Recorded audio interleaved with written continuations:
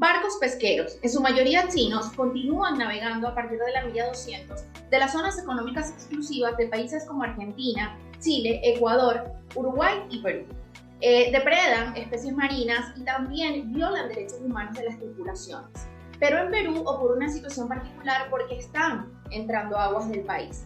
Para hablar de eso, en Panam Post hoy invitamos a Magali Estrada. Ella es periodista peruana, trabaja para el portal Ojo Público y es especialista en investigación de océanos. Bienvenida y gracias por tu tiempo. Oriana, muchísimas gracias por la invitación. Es un gusto realmente y hablar sobre todo de estos temas que muy poco se trata, ¿no? A veces incluso en los países donde se está registrando esta situación como es el mío, ¿no? Como es Perú. Gracias. Gracias a ti. Bueno, comenzamos con un punto de partida que creo que es importante mencionarlo. Tú has seguido de cerca este tema y uno de los reportes que has hecho es sobre la presencia de 11 barcos chinos en los puertos peruanos, y corrígeme si estoy mal con los nombres, de Paita, Bayóvar, Chimbote y Callao. ¿Sí? La denuncia de pescadores artesanales es que su presencia es ilegal, pero la Autoridad Marítima Nacional dice que el motivo del ingreso de estos barcos a aguas peruanas es el cambio de tripulación. Quiero preguntarte, ¿por qué se habla de ilegalidad en la llegada de estos barcos en el mar peruano y por qué debería preocupar la presencia de ellos? A ver, Oriana, el tema en realidad es bastante complejo, voy a tratar de resumirlo un poco. ¿Qué sucede? Sucede que Perú, bueno, a raíz obviamente de denuncias de los pescadores y de otros organismos de una pesca ilegal de parte de estos barcos o estos buques chinos en aguas peruanas, ¿no? Es que Perú en el 2020 sacó una norma, ¿no? Esta norma señalaba, es una norma peruana, y decía que cualquier barco extranjero, no en especial los barcos chinos, sino cualquier barco extranjero que quisiera ingresar a Perú, tenía que contar con un dispositivo satelital especial que se llama SISESAT. Estas embarcaciones tenían que contar con ese dispositivo para que Perú pueda hacer un rastreo de estas embarcaciones y pueda saber, por ejemplo, 6 meses antes dónde estuvieron pescando. Y si ingresan a aguas peruanas, saber por qué están ingresando y si que están pescando, en efecto, en el Perú sin autorización, lo que sería ilegal. Entonces, el plazo que dio Perú para que estas embarcaciones pudieran colocarse ese SISESAT o ese dispositivo especial fue hasta el 31 de diciembre del 2020. Vencida esa fecha, y eso es información completamente oficial del Ministerio de la Producción, incluso hace poquito lo acaba de ratificar, vencida esa fecha, solo 5 barcos, ¿no?, chinos se colocaron ese dispositivo. Estamos hablando de una flota de cientos de barcos chinos, ¿no? En algún momento Europa ha reportado 700, 800 barcos chinos, 900 y más barcos chinos pescando en aguas internacionales. Entonces, la gran mayoría no se ha puesto ese SISESAT, ¿no? Entonces, significa que a partir del 1 de enero de 2021, solo esos 5 barcos estaban autorizados para ingresar a puertos peruanos. Ahora, paréntesis, ¿por qué los barcos chinos quieren ingresar a puertos peruanos? Porque efectivamente no pueden ingresar a pescar, pero ingresan acá porque ingresan a hacerse mantenimiento, ¿no? Tenemos astilleros acá que pueden hacer mantenimiento. Por ejemplo, en el puerto de Chimbote, que está ubicado al norte de Perú, ahí hay una empresa que se llama CIMA, y ahí llegan los barcos chinos a realizarse el mantenimiento, ¿no? Porque para ellos regresar a su país es muy lejos, ¿no? Entonces, sí, a raíz de ese 31 o sea, se venció el plazo. Entonces, al 1 de enero solamente habían 5 barcos chinos con su dispositivo satelital. Ahora, ¿qué pasó? Obviamente disminuyó el ingreso, ¿no? Considerablemente, se cayó casi a 0, pero empezaron a ingresar algunos bajo la figura del arribo forzoso. Sabemos que en los tratados, las normas marítimas mundiales, el arribo forzoso es una condición de emergencia, cuando un tripulante de repente está muy enfermo, la embarcación está muy dañada, se puede hundir, etc. Entonces hay un arribo forzoso. Entonces empezaron a usar la figura del arribo forzoso para ingresar. Eso ha sido en el 2020, en el 2021 más o menos. Mire, recientemente el ministerio ha dado cifras que, por ejemplo, dice que en el 2021, ¿ya? O sea, normalmente al año ingresaban, creo, como 300 barcos, 400 barcos. Pero en el 2021, en que ya rige esta disposición, entraron solo 11 barcos. Mucho menos. 11. Mucho menos. En el 2022 ingresaron 20. Pero para el año 2023 han ingresado 149. ¿ya? Y en lo que ha ido hace un mes más o menos, del 2024, ingresados 67. Cifras oficiales recientes del Ministerio de la Producción. Lo que pasa es que han empezado a usar ya otros argumentos, ¿no? Cambio de tripulación, tramitación, etcétera, ¿no? Así como que han encontrado vacíos en esta ley, esta norma que tiene Perú para ingresar. Esa es más o menos la situación. Ahora, me preguntabas por qué la preocupación. Lo decía al inicio, ¿no? Sí. Lo que pasa es que hay un historial de que estos barcos pescan de manera ilegal. Entonces, por eso que los pescadores, sobre todo los artesanales de Perú, se oponen rotundamente, ¿no? Y salen a enfrentarse, ¿no? Hace poco se han enfrentado en Bayóvar, porque ellos saben que estos son barcos que si pescan van a arrasar con todo, ¿no? Entonces, esa es la preocupación. Sí, porque aparte el método de ellos es pescar todo lo que está a su paso, ¿no? Es que hay una pesca selectiva para las especies de calamar, que es especialmente lo que buscan. Pero también te quiero preguntar, porque bueno, me dices que no pescan en aguas peruanas, pero este mantenimiento que ellos hacen a los barcos en puertos peruanos termina beneficiando, si se quiere, indirectamente esta actividad de pesca ilegal más allá de la milla 200, que es una económica exclusiva. O sea, esta digamos, rutina que tienen estos barcos con los puertos peruanos terminan beneficiándolos a ellos en estos cruces internacionales que hay en esta zona, en estas aguas. Claro. Oriana, esa mirada es muy, creo yo, importante, relevante, y es el kit del asunto. Lo que pasa es que como países, o sea, por ejemplo, como Perú, no solamente podemos pensar, yo cuido mis 200 millas y el resto, más allá, no me interesa, ¿no? Sí. Entonces, o sea, los países del mundo, y sobre todo los que son parte de la OROF, ¿no? Del Pacífico Sur, donde más o menos se registra toda esta pesca, tienen que pensar en conjunto, ¿no? Y, por ejemplo, esa norma de Perú, el Ministerio de Producción acá tiene muchos cuestionamientos. Sin embargo, esa norma del Ministerio de la Producción que obliga a que se instale este dispositivo satelital especial para rastrear, el objetivo principal era el combate de esta pesca ilegal. De esta pesca ilegal, no solamente acá en Perú, sino de la pesca ilegal en aguas internacionales, porque resulta que ibas a estar pendiente, ¿no?, de lo que hacían estas embarcaciones 6 meses antes, dónde estuvieron navegando, qué estuvieron haciendo, ¿no? Entonces, esa es la mirada en realidad que se tiene que tener, ¿no? De una preocupación completa, ¿no? De una preocupación que nos atañe a todos, ¿no? Sí, exacto, ¿no? Entonces, sí, o sea, sí, por ahí va el tema, ¿no? De que hay que preocuparse por todos. Ahora, con respecto a que estas embarcaciones hacen pesca ilegal fuera de... yo creo que se habla a veces mucho de depredación, de pesca ilegal, pesca no declarada, no reglamentada, etcétera, ¿no? Pero en todo caso, los periodistas lo que hacemos es basarnos en las evidencias, ¿no? Nosotros decimos, ok, vamos a encontrar evidencias. Entonces, ¿hay evidencias de todo esto que estamos hablando? Sí, hay evidencias. Hace algún tiempo atrás, 2 o 3 años más o menos, me parece, cuando yo precisamente como ingreso a ver este tema, Global Fishing Watch hizo un seguimiento, o sea, de todas estas embarcaciones por un periodo bastante largo, y pudo determinar varias anomalías, ¿no? Entre estas anomalías, por ejemplo, que estas embarcaciones apagaban sus dispositivos satelitales para evitar que se sepa dónde están. Incluso, por ejemplo, se detectaba que una embarcación aparentemente se registraba que estaba en un punto, sin embargo, luego tras la investigación se daban cuenta que esa embarcación en realidad estaba en otro punto. Lo que pasa es que parecía que el dispositivo lo sacaban y lo dejaban en otro lado y ellos iban a pescar sin ninguna, sin ningún control, ¿no? Y hay muchos vacíos realmente en las normas, ¿no? Y esto que hablabas de las ilegalidades que pudieran cometer estos barcos chinos van más allá de la pesca ilegal, ¿no? Se habla incluso de trata de personas, ¿no? Recientemente ha habido investigaciones muy prolijas respecto a este tema, y creo que hay que destacar una de Ian Urbina, por ejemplo, ¿no? De que ha hecho seguimientos también del extranjero.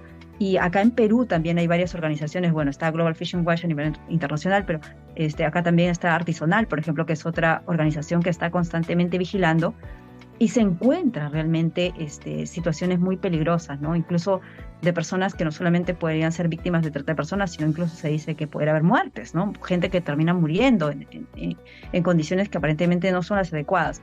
Y ahí me parece que hay un vacío también en estos organismos reguladores de estas pesquerías, ¿no? Porque siento que en el aspecto laboral no se ha avanzado mucho, ¿no? Por ejemplo, ¿qué es eso de que una tripulación esté un año embarcada, ¿no?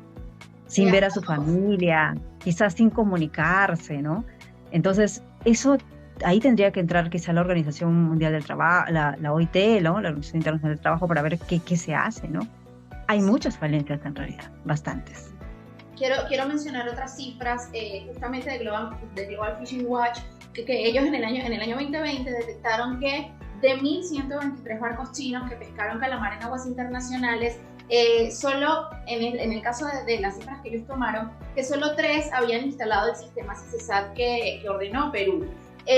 Pero bueno, justamente lo que mencionamos, el resultado han sido evasiones, los barcos chinos pasan 1 y 2 años en alta mar, con violaciones a derechos humanos de la tripulación. En Uruguay, hasta hace par de años, si no me equivoco, hubo un caso de un tripulante que lo bajaron en el puerto de Uruguay por una infección urinaria, pero tenía muchos problemas derivados de salud a raíz de eso, por pasar tanto tiempo en aguas internacionales. Y aparte de lo que me mencionas de la Organización Internacional de Trabajo, que tú has visto cubriendo este tema, ¿qué otros mecanismos deberían activarse para evitar la actuación como está ocurriendo de los barcos pesqueros, que en su mayoría son chinos? ¿Qué debería pasar? Yo creo que acá es fundamental el papel de la OROF.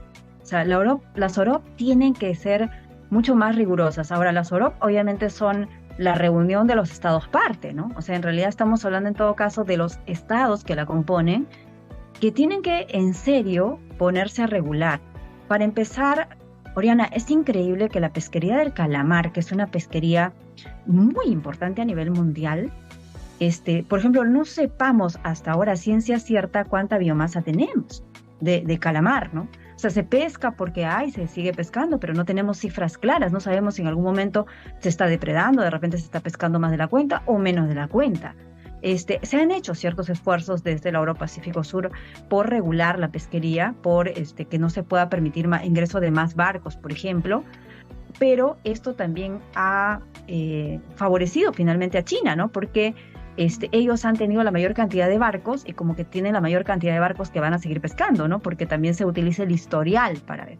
Entonces, creo yo que la Europa tiene que sentarse, o sea, y no solamente ellos como Estado, sino también quizá llamar a especialistas, ¿no? A gente que conoce el sector para que puedan proponer medidas, ¿no? Otras medidas regulatorias. Por ejemplo, los observadores a bordo. Es fundamental, me parece, para garantizar dos cosas. Por uno, que no te depredes el recurso, no haya pesca ilegal, pero de otro lado también que garantices los derechos humanos de los trabajadores, ¿no? Entonces, por ejemplo, ese es otro aspecto, ¿no? Ver cada cuánto tiempo un tripulante tiene que bajar a puerto, cómo se establece la comunicación con sus familiares, porque no nos pueden decir, no, lo que pasa es que simplemente ahí no hay teléfono que sirva, pero hay otros mecanismos de comunicación que se podrían utilizar para el contacto con la familia, ¿no? El contacto virtual, no lo sea, con la familia. Entonces, y ver además qué tipo de tripulantes están subiendo, ¿no? ¿Quiénes son estas personas? Porque a veces se dice que son normalmente personas muy necesitadas económicamente, vulnerables, que aceptan cualquier tipo de condición. Entonces, a mí me parece que hay que tener una participación conjunta de los estados. Ahora, tenemos en cuenta que algunos estados que son parte de la SOROF también está, pues, aquellos que pescan bastante, ¿no? Que son los países de Asia, ¿no? Entonces, claro, ellos van a tener van a defender sus posiciones también. Y hay presiones bastante fuertes, Oriana. Mira, yo te comento con respecto a esa norma que tiene Perú, que obliga a que estos barcos tengan este dispositivo especial para que ingresen a nuestros puertos. Ha habido fuertes presiones, muy fuertes presiones, incluso oficiales, ¿no? De Corea, por ejemplo, para que esa norma se flexibilice, ¿no? Se está buscando mecanismos para flexibilizar la norma. Recientemente, más bien, el gobierno ha sacado un proyecto de decreto supremo para fortalecerlo. He estado consultando con los actores del sector y me dicen que sí, aparentemente va a fortalecer, ya no va a dejar muchos vacíos para que no estén ingreso por arribo forzoso, ingreso por cambio de tripulación, ingreso lo que sea, porque en realidad terminan en los astilleros, terminan dándose mantenimiento, o sea, ingresan por el mantenimiento, o quizá para pescar ilegalmente, ¿no? Entonces, pero hay cierta presión de todas maneras para que esas normas no existan, ¿no? Pero parece que igual el Estado como que ha entendido un poco, no sé, y por lo menos está tratando de fortalecer. Aunque lo importante ahí también va a ser la fiscalización, porque yo podría decir a un barco, solamente me puedes ingresar con dispositivo especial, si no lo tienes, ingresas solo por arribo forzoso. Pero ¿qué pasa cuando llegan a Perú con arribo forzoso y no se verifica si realmente se cumplen las condiciones para el arribo forzoso, ¿no? Porque yo puedo decir, tengo un tripulante que se me está muriendo, déjame ingresar.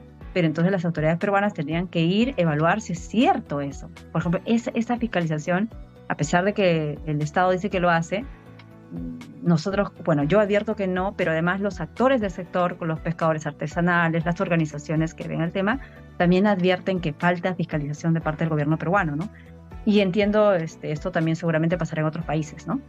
Sí, para quienes nos ven entiendan de qué estamos hablando cuando hay reclamos de los pescadores artesanales peruanos, es que a los barcos, en su mayoría chinos, porque recalco que no son todos, pero sí la mayoría según registros previos que hay, es que al pescar a partir de la milla 201, obviamente sustraen esos recursos y ya cuando marca la milla 200 de las aguas territoriales de los países, no hay recursos para los pescadores artesanales. Ahí es que radica el problema. Entonces hay un colapso de la economía de ese sector, también de las condiciones de vida de los trabajadores, y mencionar los otros temas que ya hemos hablado que tienen que ver con la violación de derechos humanos, ¿no?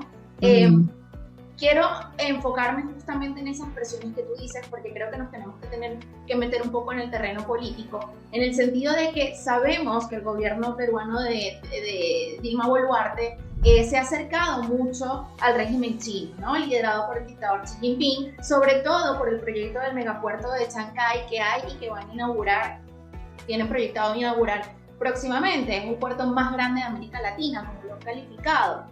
Y casualmente, unos días atrás, el Comité de Pesca de Acuicultura de la Sociedad Nacional de Industrias denunció que, según ellos, más de 230 embarcaciones sin rastreo han ingresado a Perú desde mayo del 2023.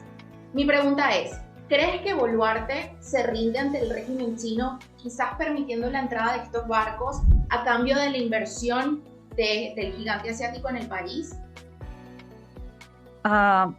Yo en particular lo que advierto así en primer momento es que la presidenta Dina Boluarte, yo no sé en qué tanto el ministro de la Producción, pero la presidenta Dina Boluarte no tiene mucho conocimiento sobre el sector pesquero. Y esto lo sustento en que hace unos días visitó el Instituto del Mar del Perú, donde los científicos les estaban explicando cosas y ella estaba como que respondiendo algunas o haciendo comentarios, y se notaba un poco su desconocimiento, o sea, en la pesquería de la anchoveta, que es la pesquería más importante del Perú. Entonces yo me imagino que un presidente tiene que conocer la pesquería de anchoveta al revés y al derecho. Entonces, yo advierto así como que yo no sé qué tan informada está la presidenta Dina Boluarte, por ejemplo, si hablamos de la pesquería del calamar gigante, ¿no? No sé qué tan informada está sobre eso.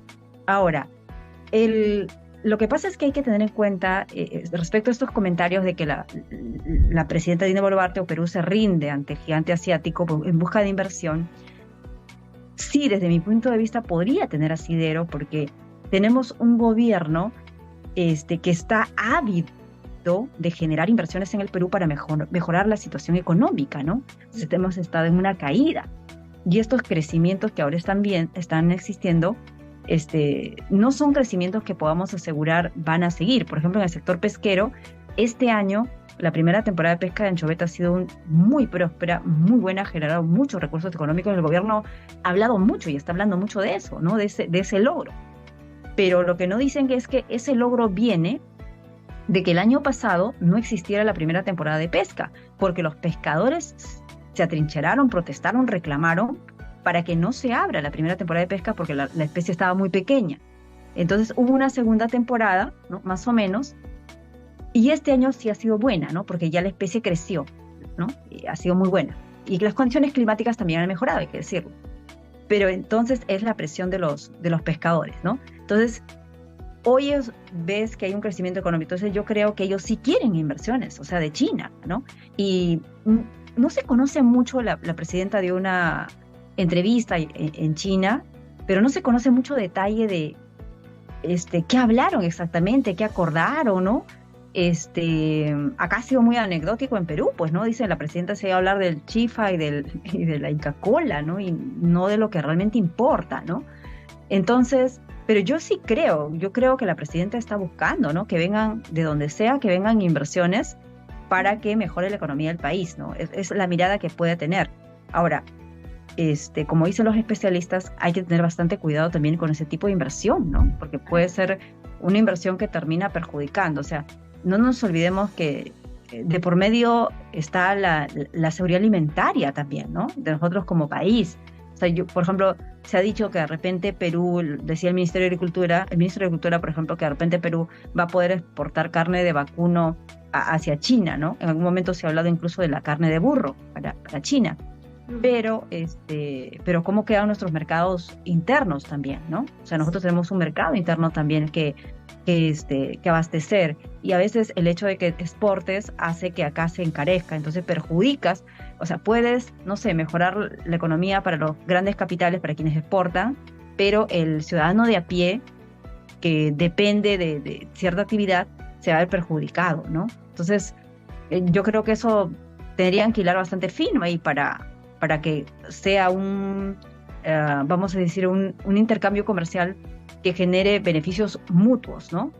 Pero no sé hasta qué punto eso pueda pasar, ¿no? Normalmente China sí está muy interesado en Perú, y no solamente en el puerto de Chancay. Por ejemplo, han venido varias veces a Chimbote, puerto al norte del Perú, también como que interesados en invertir en el puerto de Chimbote, ¿no? No se ha concretado, no sé por qué, pero varias veces sí han mostrado intereses acá, ¿no? Entonces, yo creo que los peruanos, y en general yo veo que estamos mirando así con mucha atención lo que podría hacer la presidenta con relación a su relación comercial con China, ¿no? Sí, sea por desconocimiento o sea adrede, no sabemos las causas porque no tenemos conocimiento de las conversaciones internas que tuvo efectivamente la mandataria peruana con el dictador chino, pero ella, una de las cosas que dijo justamente con este puerto, es que ella quiere replicar lo que pasó en una ciudad china, que posiblemente la estoy pronunciando mal, Shenzhen se llamaba, que hace 40 años era una ciudad portuaria muy pobre y ahora es una de las más ricas en China, y ella quiere replicar ese caso. Pero ¿qué pasa? También para que esa ciudad llegara a convertirse en eso que es hoy, hubo mucha interferencia del Partido Comunista Chino, como lo hace en todos los aspectos del país. Entonces, por ahí es que surge la duda de realmente qué tanto bien va a ser esta alianza con China dentro de Perú, y si hay alguna relación con estos barcos pesqueros, porque sabemos que el régimen chino es en su mayoría el que los financia también, porque eso económicamente es redituable para el régimen. Subvenciona, ¿no? Y esa subvención también que hace China, entiendo que ellos salen a buscar alimento al mundo, ¿no? Entonces subvencionan. Eso también es competencia desleal, de algún modo se afecta a los pescadores peruanos, a los pescadores artesanales, ¿no? Don Pedro Silva, muy buenas tardes. Buenas tardes, Dani Loro. Bueno, así nuevamente nos sigue indignando la situación que está pasando, porque las autoridades casi son lentas a tomar acciones inmediatas. Los dos primeros barcos ya salieron, zarparon, se fueron y han entrado 2 barcos más. Prácticamente lo que están haciendo es provocarnos a nosotros, porque saben que realmente nosotros como peruanos y como pescadores no queremos que estos barcos entren a nuestras aguas territoriales, menos que incursionen en nuestros puertos. Este gobierno ahora le está dando entrada a ellos. Estos barcos tienen buques petroleros, tienen barcos cisterna, barcos madrina, y afuera hacen todo porque hoy día nos provocan entrando a nuestros puertos. Mira, con respecto puntual al puerto de Chancay, el año pasado tuve la oportunidad de asistir a una actividad sobre pesquerías en Chancay, y la actividad era de otra cosa en realidad, era sobre calamar gigante, era la presentación de un documental sobre calamar gigante en el norte del país, y esa actividad sí, me sorprendió porque se llenó completo, o sea, fue un auditorio grande y repleto, pero dentro de la gente que había ido, había asistido muchos pobladores de Chancay que no necesariamente iban interesados por el calamar gigante, porque yo dije, ¿qué tanto interés por el calamar gigante? Qué bueno, ¿no? Pero no, en realidad habían ido porque sabían que ahí iban a haber medios de comunicación, ¿no? Y lo que ellos iban era reclamar cómo es que esta inversión china en Perú les estaba afectando. Por ejemplo, decían que algunas viviendas se han hundido, ¿no? Se han afectado, que han tenido un humedal y ese humedal está desapareciendo. O sea, que esa inversión, que puede ser muy buena, está teniendo un impacto muy fuerte también para ellos como pueblo, ¿no? Como población. Y entiendo yo que llegaron ahí buscando, ¿no? Medios. Esa es información que igual han salido en otros medios especializados. Yo he visto publicaciones al respecto, ¿no? Pero también, mire, es otro tipo de afectación. A veces por pensar en la macroeconomía, sí, se afecta también, yo creo, a la población que depende de ciertas actividades, ¿no? Que en realidad, pues, de repente pueden sustentar su economía, ¿no? Entonces ahora habría que ver qué tanto realmente va a beneficiar a Chancay como población, por ejemplo, el puerto, ¿no? O sea, ¿qué les va a generar a ellos? Seguramente un movimiento económico, seguramente que sí, pero habría que ver a cambio de qué o con el costo de qué, ¿no? Sí, porque bien sabemos que China lleva adelante su proyecto de la ruta de la seda y bueno, ya con eso se ha empeñado varios países, inclusive en África y en América Latina no hay excepción. Estratégicamente, ¿no? Estratégicamente colocado, sí. Así es. Ya para finalizar, Magali, yo quisiera, bueno, poner un poco en contexto lo que ya mencionabas del trabajo conjunto que debería haber entre los países, porque realmente parecen muy divorciados el uno del otro, porque justamente en Montevideo, Uruguay, hay un régimen de puerto libre en donde no se piden mayores documentos para circulación de mercaderías ni exigencias de trámites formales.